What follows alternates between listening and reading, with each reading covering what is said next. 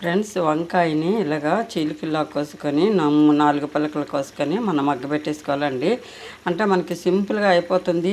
మసాలా ముద్ద అందులో కూరి చేసుకోవాలి అంటే లోపల మసాలా ముద్ద కొన్ని నాటికి పచ్చిగా ఉండిపోతుందండి. అలా కాకుండా గుత్తి వంకాయ కూరని మనం ఇలా చేసుకుంటే చాలా రుచిగా ఉంటుందండి. వంకాయని ఇలాగ ముందుగా మగ్గబెట్టేసుకోవాలండి.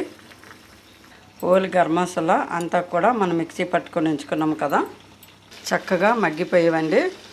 ఇప్పుడు ఈ మసాలా ముద్దని ఇందులో వేసుకొని ఫ్రై చేద్దాం. అలాగే కారం కూడా వేసుకుందాం. అలాగే ఉప్పు కూడా వేసుకొని అంతా కలిపి పెట్టుకుందాం అండి. ఇది వంకాయలు ఆల్రెడీగా మగ్గిపోయాయి కదండి. ఉల్లి ముద్ద ఫ్రై అయినంత వరకే మనం ఫ్రై చేసుకుందాం. ఇదైతే తిరిగిపోతుందండి. చాకు పెట్టి బిగించా దీనికైతే. ఇప్పుడు బిగిసిపోయిందండి. ఇగో చూడండి ఫ్రెండ్స్, ఈరోజు అయితే గుత్తి వంకాయ కూర రెడీ అయిపోయింది ఫ్రెండ్స్. బాయ్.